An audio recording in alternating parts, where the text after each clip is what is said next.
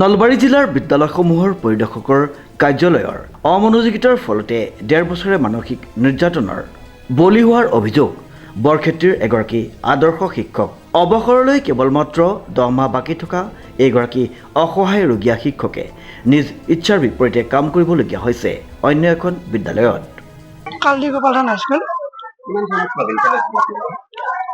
1991 চনত 19 নৱেম্বৰ 1978 চনত বীৰেন দাস নামৰ শিক্ষকগৰাকী আপোনালোকৰ বিদ্যালয়ত আছিল।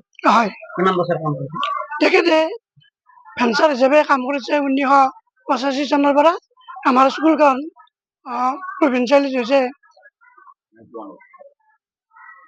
19 নৱেম্বৰ 1991 চন। তেখেতে কি কাৰণত কিমান বছৰ চাকৰি কৰিলে ইয়াত? তেখেতে আছিলে আমাৰ 1 এপ্ৰিল 2024 চনলৈ কৰি আছিল। কি কাৰণত যাব লগা আছিল? সেইদিনাখন আমাৰ মিড ডে মিল হ'ব হৈছিল, খুব গৰম আছিল। তেখেতে প্ৰেছাৰ থকা মানুহ, গতিকে গৰমৰ কাৰণে প্ৰেছাৰ থকাৰ কাৰণে তেখেতে আমাৰ এখন বেঞ্চত শুই আছিলে। শুই থকাত কোনোবাই ঘৰটো লৈছে। সেই অপৰাধত তেখেতক ইয়াৰ পৰা ট্ৰেন্সফাৰ কৰিলে। আপোনালোকৰ এতিয়া শিক্ষকৰ অভাৱ আছে নে বিদ্যালয়ত? হয়, আছে। কি বিচাৰে আপোনালোকে? আমি শিক্ষকজন বিচাৰো। আমি এপ্লিকেশ্যনো দিছোঁ আগতে ছাৰক, দিছোঁ। একো ব্যৱস্থা লোৱা নাই? নাই লোৱা। লোৱা নাই। কিমান মাহ আছে তেখেতৰ? কিমান মান দিন আছে? আৰু বেছি দিন নাই। তেখেতে 2026 চনৰ এপ্ৰিল মাহত অৱসৰ গ্ৰহণ কৰিব। এতিয়া বিদ্যালয়ত শিক্ষক বিচাৰে? বিচাৰো। শিক্ষা কেনেকুৱা আছে? ঠিকে আছে, ভালে আছে। কিবা গাফিলতি পাইছিলে নেকি আপুনি? নাই, মোৰ দিনত মই একো পোৱা নাই। Regular teacher. নিয়মিত ক্লাছ কৰিছিল? হয়। উল্লেখযোগ্য যে নলবাৰী জিলাৰ বৰক্ষেত্ৰীৰ শিক্ষাখণ্ডৰ অন্তৰ্গত কালদি গোপালনাথ হাইস্কুলৰ এগৰাকী অসহায় শিক্ষকৰ মৰ্মবেদনাই চকু কপালত তুলিছে বৰক্ষেত্ৰীৰ সচেতন মহলৰ মাজত। অৱসৰলৈ কেৱল মাত্ৰ 10 মাহ বাকী থকা এই শিক্ষকগৰাকীক মানসিক নিৰ্যাতন চলাইছে অঞ্চলটোৰ একাংশ অসাধু ব্যক্তিয়ে। এনেদৰে অভিযোগ আনিছে শিক্ষকগৰাকীয়ে। এনেতো আমাৰ বিদ্যালয়ৰ ছাত্ৰ ছাত্ৰী অনুপাতে টিচাৰটো লাগে।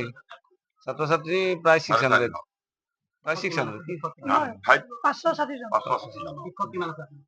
আমাৰ 14 জন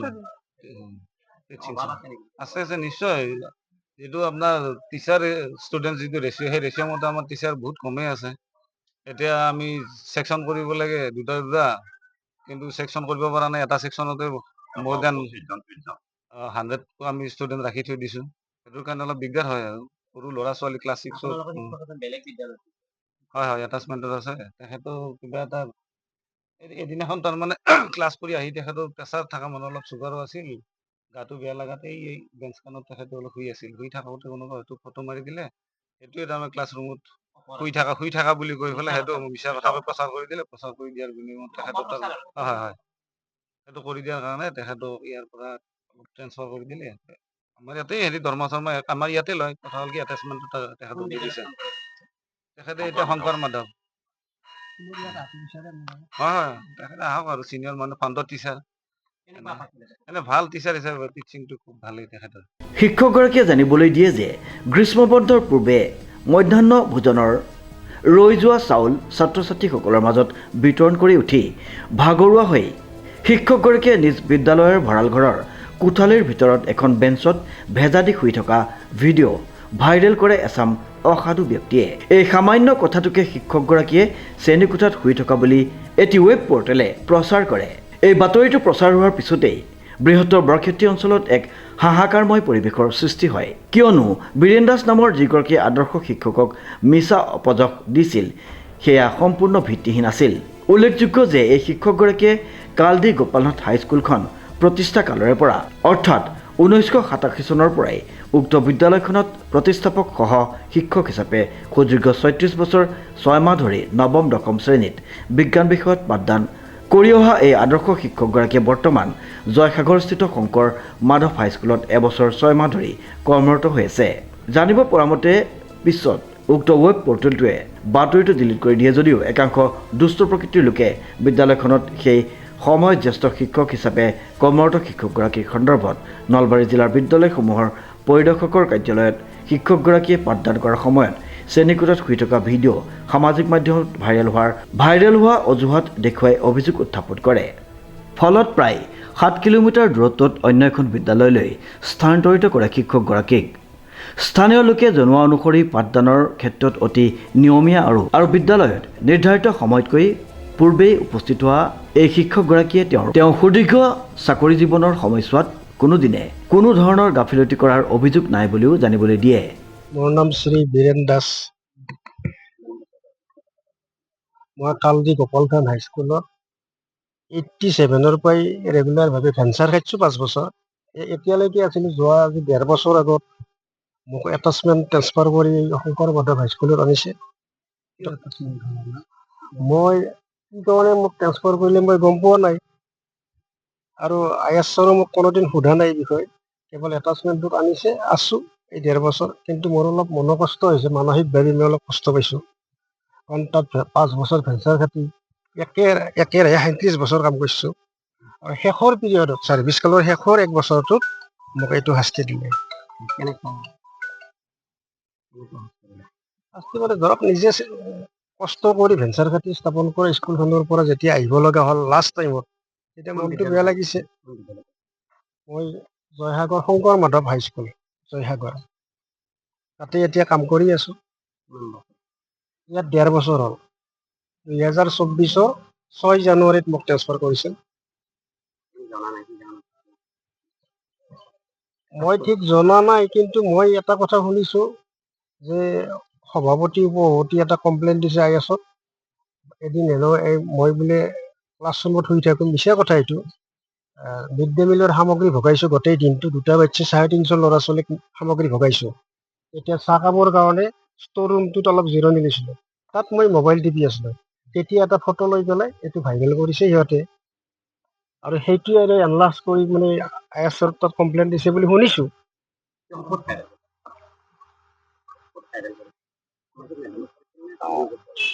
এইটো সামাজিক মাধ্যমতে কৰিছিল, কিন্তু এই সঁচা কথাটো গম পাই সেইটো আকৌ ডিলিট কৰিছে সাংবাদিক এজনে, আমাৰ বামুণবড়িৰ।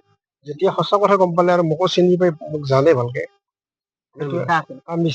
মিছা থকাটো প্ৰমাণ হোৱাত সেইটো ডিলিট কৰিছিল। এতিয়ালৈকে মই ন্যায় পোৱা নাই। তথাপি মই এইটোৱে বিচাৰোঁ, লাষ্টত এই 10 মাহ আছে, এই 10 মাহটো নিজে স্থাপন কৰা স্কুলখনত থাকিলে মনটো অলপ শান্তি পালোহেঁতেন। মই আবেদন কৰিছোঁ। মোৰ হ'ব বুলিও কৈছিল, কিন্তু হঠাৎ সময়ত নহয়। আজি 1.5 বছৰে মই আবেদন কৰিছোঁ। মোৰ এটা এক্সিডেণ্টো হৈছে, তাৰ মোৰ ভৰিত এক্সিডেণ্ট হৈছে, বাইক চলাব নোৱাৰোঁ। মই এতিয়াও আবেদন কৰিছোঁ। স্কুলৰ পৰা মোৰ 7 কিলোমিটাৰমান হয়, কষ্ট হয়, অলপ বাইক চলাব নোৱাৰোঁ। এতিয়া মানে ই ৰিক্সাত আহি আছোঁ। মোৰ এক্সিডেণ্ট এটা হয়, আঁঠুৰ লিগামেণ্টটো ডেমেজ হৈছে। বেমাৰ মোৰ প্ৰেছাৰ চুগাৰ দুয়োটাই আছে, যিহেতু বয়স লাগছি দিয়কচোন। যিদিনা আপোনাৰ এই ভিডিঅ'টো ভাইৰেল হ'ব, সেইদিনা আপোনাৰ সুস্থ আছিল? সেইদিনা সুস্থ যদিও মই ভাগৰো আছোঁ। মই গোটেই দিনটো মিড ডে মিলৰ সামগ্ৰী ভগাইছোঁ। তো সেইদিনা হেডমাষ্টাৰ নাছিল, মোক দিছিল দায়িত্ব। আমি 4জন শিক্ষক আৰু ছাত্ৰ ছাত্ৰী লগ লাগি ভগাইছোঁ। তেতিয়া বসন্ত তালুকদাৰ, ৰিটায়াৰ্ড হৈছে।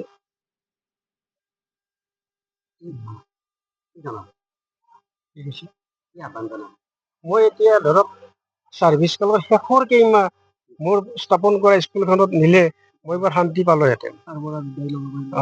তাৰ পৰা যাতে মোক ছাত্ৰ সমাজো ৰখি আছে, হঠাৎ নাইকিয়া হ'লো, গতিকে তাত যাব পাৰিলে ভাল লাগিল হয়। মই তাতো গণিত বিজ্ঞান, ইয়াতো গণিত বিজ্ঞানে শিকাই আছোঁ। ছায়েন্স টিচাৰ, আৰু মাষ্টাৰ ডিগ্ৰী অসমীয়াত আছে যদি ইয়াতে অসমীয়া ক্লাছ দিছে মোক, কৰিছোঁ। আনহাতে কালদি গোপালনাথ হাইস্কুলৰ বৰ্তমানৰ প্ৰধান শিক্ষকৰ লগতে সহকৰ্মীৰ একাংশ শিক্ষকে জানিবলৈ দিয়া অনুসৰি নিজ কৰ্মৰ সম্পাদনাত বীৰেন দাস নামৰ এই শিক্ষকগৰাকী নিজ কৰ্মক্ষেত্ৰত সম্পূৰ্ণ দায়িত্বশীল আছিল। জানিব পৰা মতে বিদ্যালয়খনত সেই সময়ত শিক্ষকজন জ্যেষ্ঠ শিক্ষক হোৱাৰ বাবে একাংশ অসাধু লোকে শিক্ষকগৰাকীয়ে প্ৰধান শিক্ষকৰ দায়িত্ব লাভ কৰিব বুলিয়েই এনেদৰে মিছা অভিযোগৰ ভিত্তিত মানসিক নিৰ্যাতন দিছে বুলিও এতিয়া খবৰতে চৰ্চিত উচ্চ ৰক্তচাপ আৰু মধুমেহ ৰোগত আক্ৰান্ত হৈ থকা এই শিক্ষকগৰাকী বৰ্তমান দুৰ্ঘটনাৰ সন্মুখীন হৈ চিকিৎসাধীন হৈ থকাৰ পিছতো শিক্ষকগৰাকীয়ে ন্যায় নোপোৱাৰ অভিযোগ তুলিছে স্থানীয় ৰাইজ তথা বিভিন্ন মহলে।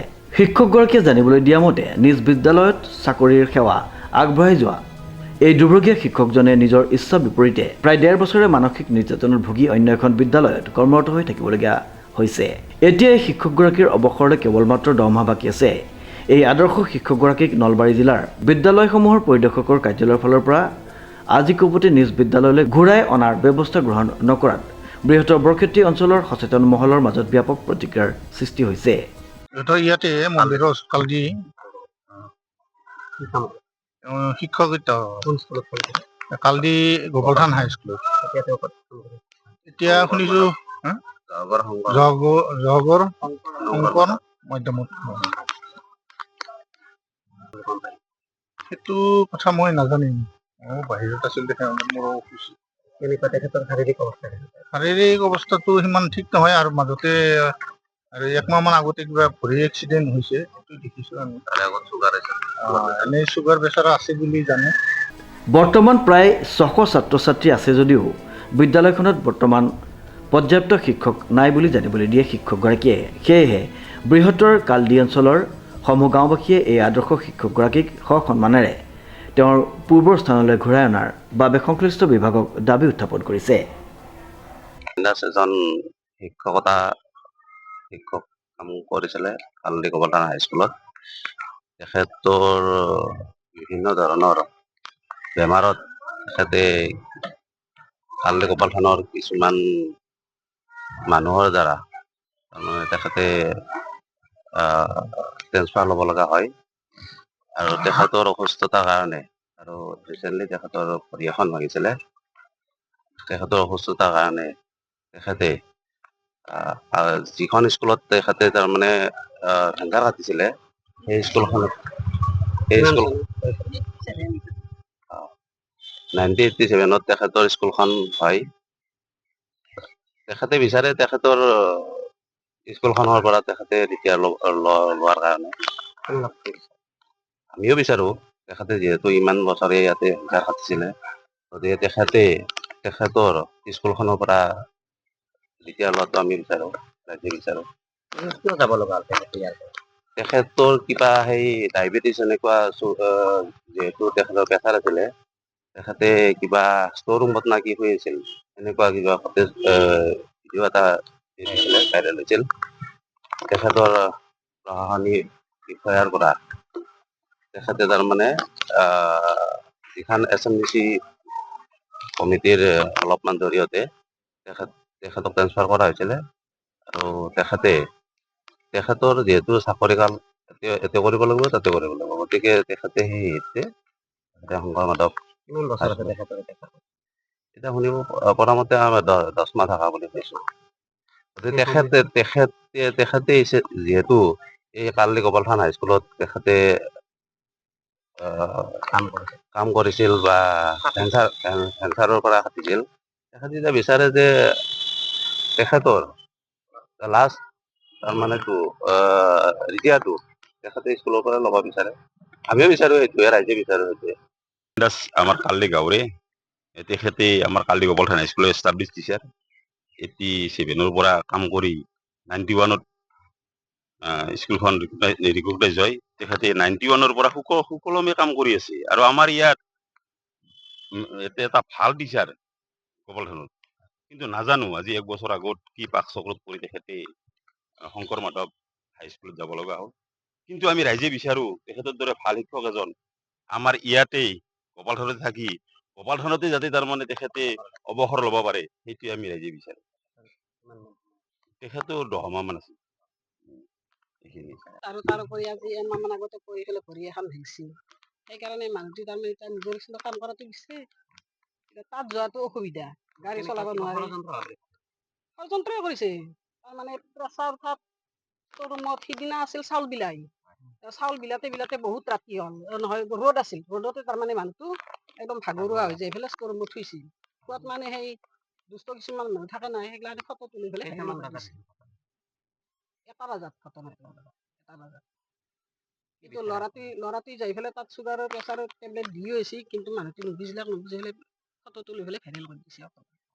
দি মানে আমাৰ নিজৰ স্কুলৰ পৰাই নি পেলাই শংকৰ মাধৱত জইন কৰাইছে।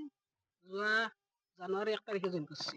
এই জানুৱাৰী 1 বছৰ এতিয়া ভৰিখন ভাঙি যাতে গাড়ী চলাব নোৱাৰে বুলি অহা যোৱা কষ্ট হৈছে। ল'ৰাটোৱে সদায় কিমান নিব, 10 মাহ আছে চাকৰি। গতিকে এতিয়া নিজৰ স্কুলতে এষ্টাব্লিছ হোৱাটো বিচাৰে। মই সেইটোৱে বিচাৰোঁ, যিহেতু ভাগৰুৱা মানুহ, বেমাৰী মানুহ, চুগাৰ প্ৰেছাৰটো জানেই। ষড়যন্ত্ৰ বুলি মই 100 বাৰ কৈছোঁ। ষড়যন্ত্ৰ কি বিচাৰে কি ক'ব? এতিয়া আমি ন্যায় বিচাৰোঁ, এতিয়া আনাটোৱে বিচাৰোঁ নিজৰ স্কুলত। যিহেতু 10 মাহ আছে চাকৰি, 10 মাহত নিজৰ স্কুলত কাম কৰি পেলাই সুকলমে ৰিটায়াৰ্ড হোৱাটো মই বিচাৰোঁ। ৰিংকু ৰায় চৌধুৰীৰ ৰিপৰ্ট, নিউজ নাও।